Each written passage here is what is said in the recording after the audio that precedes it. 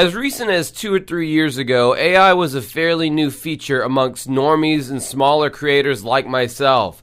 As the technology proceeded to evolve at an exponential pace, we all adjusted our expectations as AI became more realistic by the month. But what started out as a novelty that only a few people had access to has now become a technology that anybody and everybody can use. The operative term these days to describe the flood of AI-generated content is AI slop.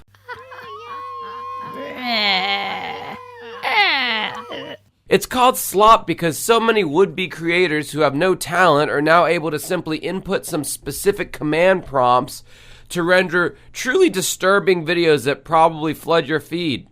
Or maybe it's an appealing image, or something in between.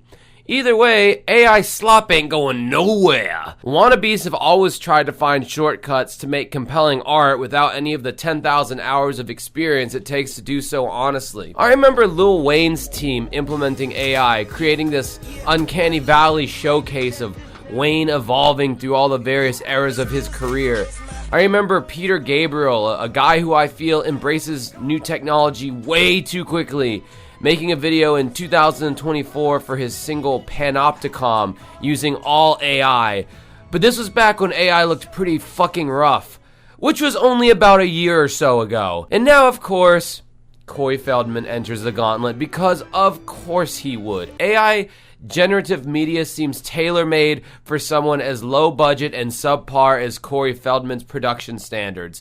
I've already covered Corey's latest single, Characters, but by God, or should I say, by God! By God, yeah, na na na, by God. He made a whole ass video using AI because it was the only method within his means to pull it off. And boy, is this video an affront to my eyes in the very definition of AI slop. Stick around if you want to hear my opinion on Corey Feldman's new video for his song Characters. This is Dancing with Ghosts.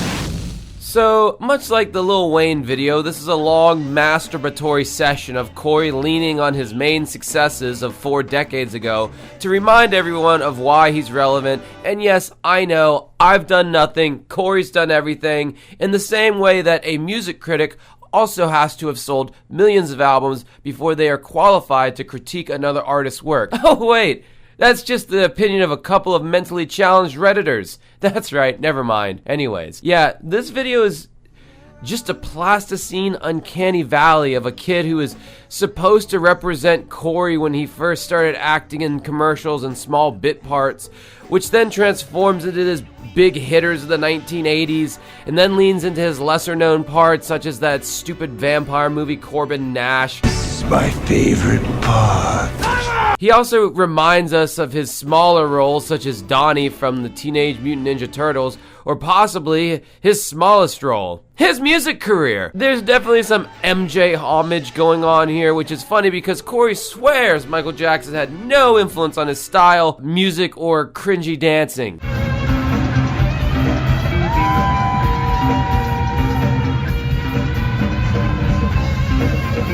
What a delusional moron. To sit here and act like AI was simply just a tool that was used to create what Corey calls a, quote, breathtaking trip down memory lane is so intellectually dishonest that it's shocking. Corey tries to defend his AI decision in a Rolling Stone interview stating, "Let me be very clear. I am very much against the use of AI as a replacement for human creativity." He emphasizes that he doesn't think AI should be used for script writing and pre-made music. Quote, "We must preserve the human touch."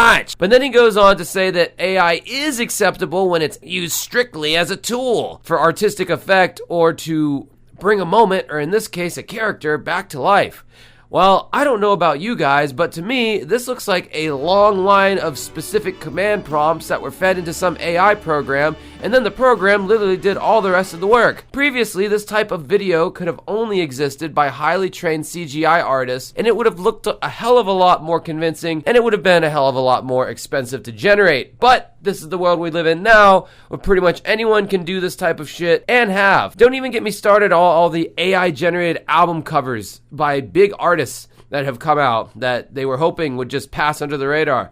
And I mean, sure, Corey's team did a good job of making a taxidermied version of his earlier selves singing along to his awful song, but the lips barely sync with the vocals. Moving forward, they bring us back to this.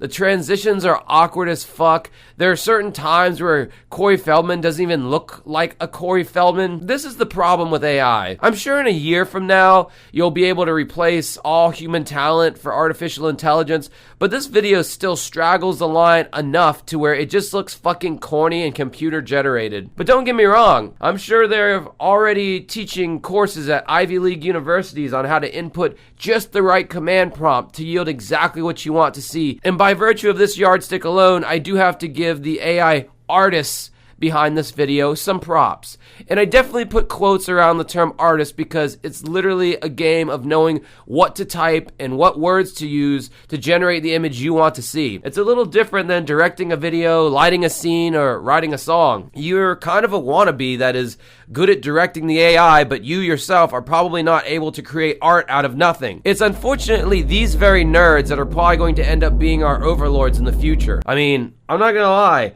I wouldn't know how to generate a whole ass music video for my band Dancing with Ghosts, and before everybody started using it, I kind of wanted to, but not anymore, man. It's already so played out. I don't think anybody likes it, and yet it keeps proliferating.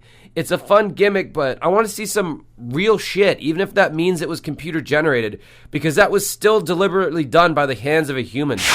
Hi, ladies and gentlemen, public service announcement here. I have really bad allergies and light sensitivity, and I just blew my nose in between that edit. That's why my nose is red. Fuck you. I don't know, even if this video was generated organically with paid actors, it still would have been cheesy because the song is fucking cheesy. All of the ooh-wee, ooh, ooh-wee, ooh-wee, ooh,